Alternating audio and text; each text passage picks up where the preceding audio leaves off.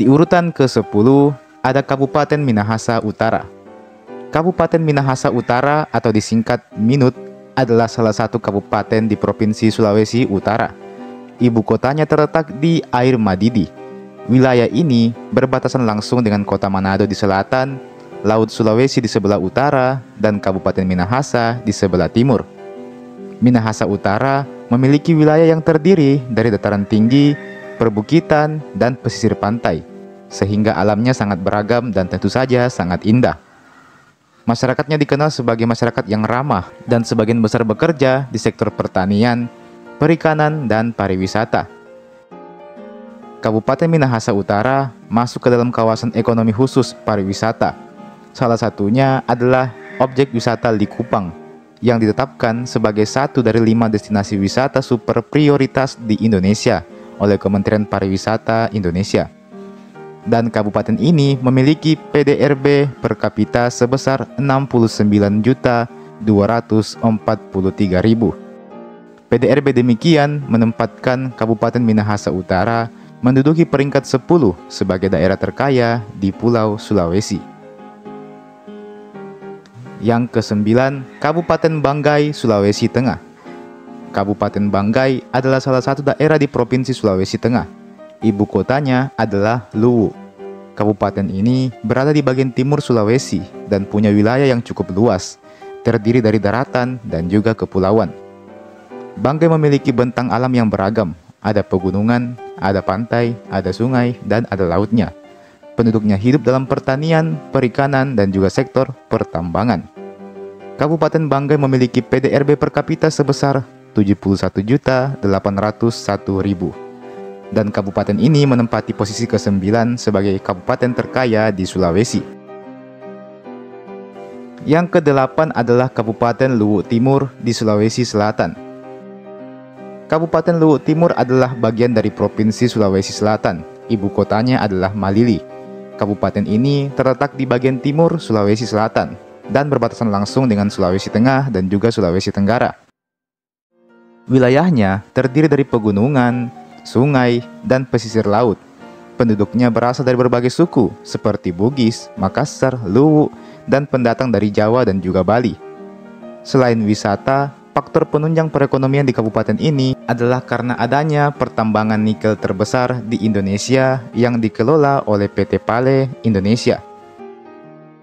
Kabupaten yang terkenal dengan danau terdalam di Indonesia, yakni Danau Matano ini, memiliki PDRB per kapita mencapai Rp78.581.000. Yang ke-7, Kabupaten Pangkep, Sulawesi Selatan. Kabupaten Pangkep adalah salah satu daerah di Provinsi Sulawesi Selatan. Ibu kotanya berada di Pangkajene. Wilayahnya unik karena terdiri dari 2 bagian, daratan dan kepulauan. Letaknya tidak jauh dari kota Makassar, sehingga mudah untuk dijangkau. Pangkep memiliki dataran yang rendah, pegunungan kapur, pantai, dan banyak pulau. Penghasilan utama di kabupaten ini dari kekayaan lautnya, dan terdapat pabrik semen terbesar di Indonesia juga, yaitu PT Semen Tonasa, sehingga meningkatkan jumlah pendapatan mereka. PDRB per kapita mereka mencapai Rp79.185.000. Yang ke-6, Kota Bitung di Sulawesi Utara. Kota Bitung adalah kota pelabuhan yang terletak di Provinsi Sulawesi Utara. Kota ini berada di bagian timur laut Pulau Sulawesi, dekat dengan kota Manado. Bitung memiliki pelabuhan laut internasional dan dikenal sebagai salah satu pusat ekonomi dan industri di wilayah timur Indonesia. Letak geografisnya strategis, menghadap langsung ke Laut Maluku dan dekat dengan Pulau Lembe. Dan kota Bitung memiliki PDRB per kapita sebesar Rp82.216.000.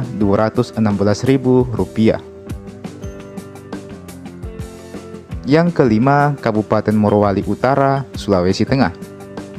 Kabupaten Morowali Utara atau disingkat Morut adalah daerah di Provinsi Sulawesi Tengah yang ibu kotanya berada di Kolonodale. Kabupaten ini merupakan pemekaran dari Kabupaten Morowali dan resmi berdiri pada tahun 2013. Wilayahnya terdiri dari daratan bergunung, hutan, sungai, dan daerah pesisir. Morowali Utara dihuni oleh berbagai suku seperti Mori, Bungku, Bugis, dan pendatang dari luar Sulawesi. Penyumbang terbesar perekonomian di kabupaten ini adalah dari perusahaan pemurnian nikel yang menyerap ribuan pekerja saat baru dibuka pada tahun 2021 yang lalu, sehingga PDRB kabupaten ini meningkat dan mencapai Rp86.716.000. Yang keempat, Kota Manado, Sulawesi Utara. Kota Manado adalah ibu kota Provinsi Sulawesi Utara dan merupakan kota terbesar di provinsi tersebut. Letaknya berada di tepi pantai utara Pulau Sulawesi, menghadap ke Teluk Manado. Manado adalah pusat pemerintahan, ekonomi, pendidikan, dan pariwisata di Sulawesi Utara. Kota ini dikenal dengan penduduknya yang ramah dan toleran, serta banyak dihuni oleh suku Minahasa yang merupakan suku asli di wilayah ini. Bukan rahasia umum lagi bahwa di kota ini terdapat banyak wisata, dan karena itulah kota Manado mendapatkan banyak keuntungan dari pariwisata mereka. Kota Manado memiliki PDRB mencapai Rp87.236.000. Yang ketiga, Kabupaten Kolaka, Sulawesi Tenggara. Kabupaten Kolaka adalah salah satu daerah di Provinsi Sulawesi Tenggara dengan ibu kotanya di kota Kolaka. Letaknya berada di pesisir barat Sulawesi Tenggara menghadap ke Teluk Bone. Wilayah ini terdiri dari daratan rendah, perbukitan, dan pesisir pantai. Faktor penunjang yang menjadikan kabupaten ini kaya adalah karena hampir di setiap kecamatannya memiliki pertambangan seperti nikel, magnesit, pasir kuarsa, biji besi, emas, hingga batu bara.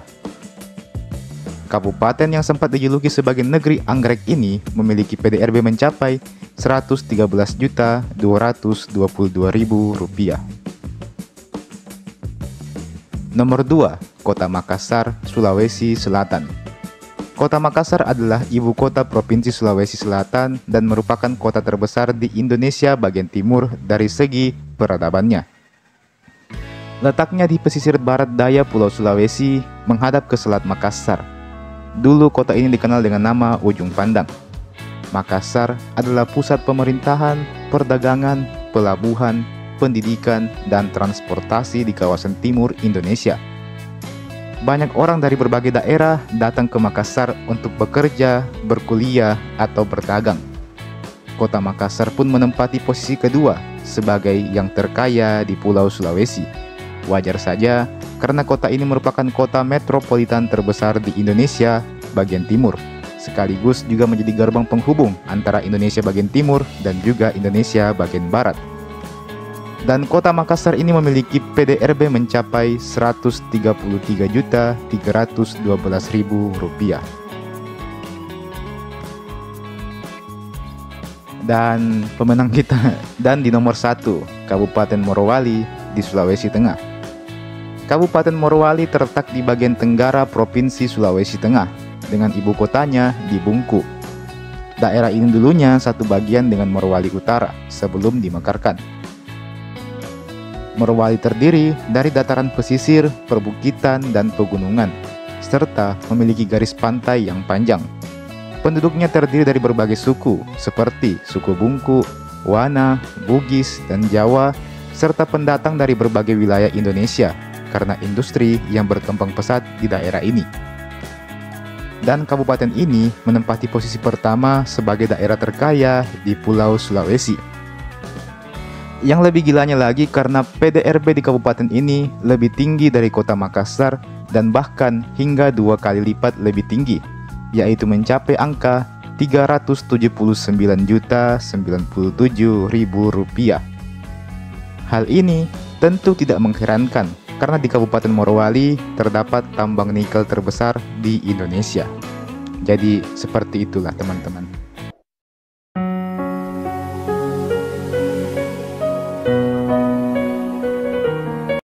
Nomor 1, Kabupaten Kepulauan Selayar di Sulawesi Selatan. Kepulauan Selayar di Sulawesi Selatan sering dianggap sebagai daerah tertinggal karena beberapa faktor utama. Letaknya yang terdiri dari pulau-pulau yang terpisah membuat akses ke layanan dasar seperti pendidikan, kesehatan, dan infrastruktur menjadi sulit.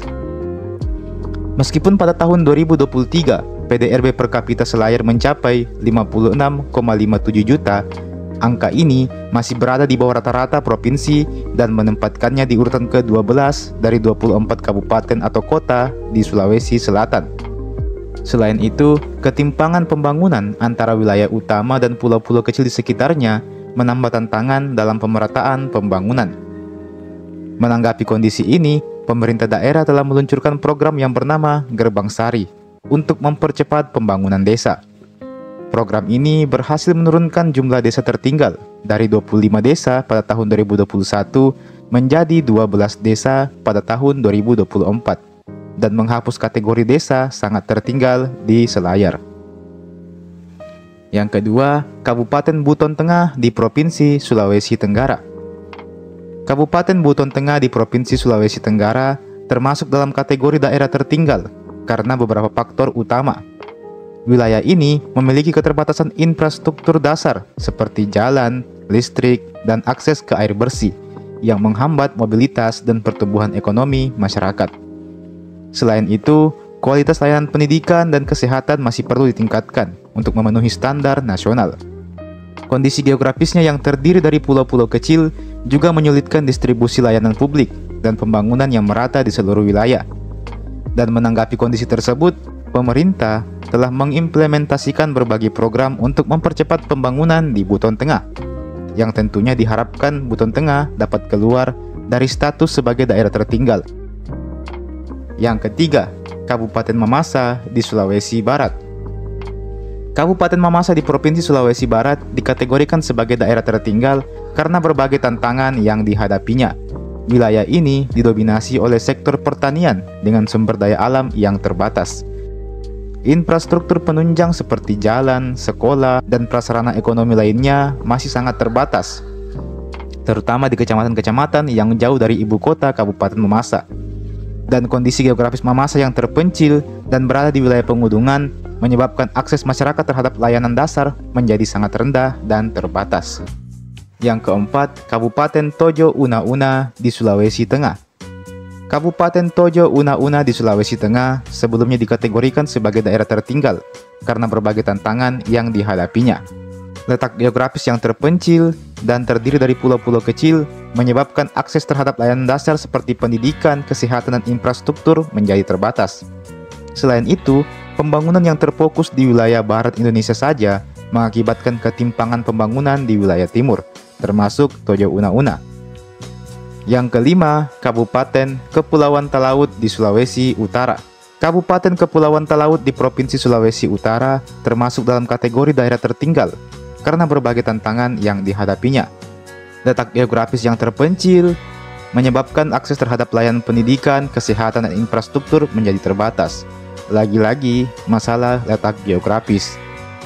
Dan menanggapi kondisi tersebut, pemerintah melalui Kementerian Pekerjaan Umum dan Perumahan Rakyat atau PUPR telah mengimplementasikan berbagai program untuk mempercepat pembangunan di Kepulauan Talaut. Jadi Kepulauan Talaut ini termasuk daerah yang masih tertinggal karena memang susah diakses untuk ke sana, jadi sangat susah begitu jauh dari kota. Yang keenam, Kabupaten Sigi di Sulawesi Tengah.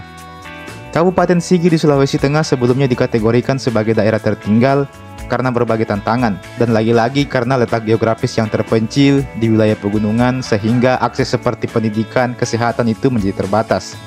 Selain itu, juga ada bencana alam yang sering terjadi seperti gempa bumi dan likuifaksi pada tahun 2018 yang lalu, dan itu pun semakin memperparah infrastruktur dan pembangunan di daerah ini. Yang ketujuh, Kabupaten Toraja Utara di Sulawesi Selatan. Kabupaten Toraja Utara di Sulawesi Selatan masih menghadapi tantangan sebagai daerah tertinggal, terutama di wilayah pedalaman. Jadi, ada beberapa desa di Toraja Utara yang masuk kategori daerah tertinggal. Anggap saja seperti desa Lempang Barupu, Benteng Batu, Barupu Parodo, Barupu Utara, Talimbangan Batu, dan sebagainya. Itu semua dikategorikan sebagai desa yang sangat tertinggal. Penyebabnya adalah karena keterbatasan infrastruktur seperti jalan, jembatan, sekolah, dan layanan kesehatan. Kondisi geografis Toraja yang berbukit dan terpencil juga memperparah aksesibilitas, sehingga pembangunan menjadi tertinggal dibandingkan dengan daerah lainnya di Toraja Utara. Yang kedelapan, Kabupaten Donggala di Sulawesi Tengah. Kabupaten Donggala di Sulawesi Tengah sebelumnya dikategorikan sebagai daerah tertinggal karena beberapa tantangan utama.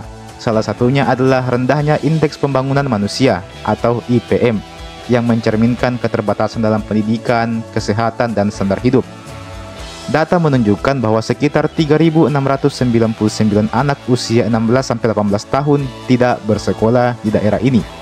Meskipun ada program wajib belajar 12 tahun dan sudah gratis. Dan tentunya hal ini menunjukkan bahwa ada hambatan dalam akses pendidikan yang merata di wilayah tersebut. Namun, melalui berbagai upaya pembangunan, inovasi, Kabupaten Donggala berhasil keluar dari status daerah tertinggal. Dan ini diakui oleh pemerintah dan tertuang dalam Surat Keputusan Menteri Desa, Pembangunan Daerah Tertinggal dan Transmigrasi Republik Indonesia, nomor 490 tahun 2024. Dalam keputusan tersebut, Donggala termasuk di antara 26 kabupaten yang resmi terentaskan dari status tertinggal. Yang kesembilan, Kabupaten Jeneponto di Sulawesi Selatan. Kabupaten Jeneponto pernah dikategorikan sebagai daerah tertinggal karena berbagai tantangan. Wilayah ini memiliki keterbatasan dalam infrastruktur dasar seperti jalan, listrik, dan akses air bersih, yang dimana ini tentunya menghambat mobilitas dan juga pertumbuhan ekonomi masyarakat. Selain itu, kualitas pendidikan dan kesehatan masih perlu ditingkatkan untuk mencapai standar nasional. Kondisi geografis yang terdiri dari daerah dataran dan perbukitan juga menyulitkan distribusi layanan publik dan pembangunan yang merata di seluruh wilayah. Yang ke-10 dan yang terakhir, Kabupaten Banggai Kepulauan di Sulawesi Tengah. Kabupaten Banggai Kepulauan di Sulawesi Tengah pernah dianggap sebagai daerah tertinggal karena sejumlah tantangan utama. Lagi-lagi masalah infrastruktur seperti jalan, listrik, fasilitas kesehatan, itu semua menjadi hambatan dan sepertinya sudah menjadi hal umum di daerah-daerah terpencil di Indonesia. Pada tahun 2022 kemarin, tercatat 27 desa di Banggai Kepulauan masih berstatus tertinggal, menunjukkan adanya ketimpangan dalam pembangunan antar desa. Namun melalui upaya berkelanjutan, Kabupaten Banggai Kepulauan berhasil keluar dari status daerah tertinggal. Pemerintah daerah telah fokus pada pembangunan infrastruktur, peningkatan kualitas pendidikan, dan tentunya layanan kesehatan.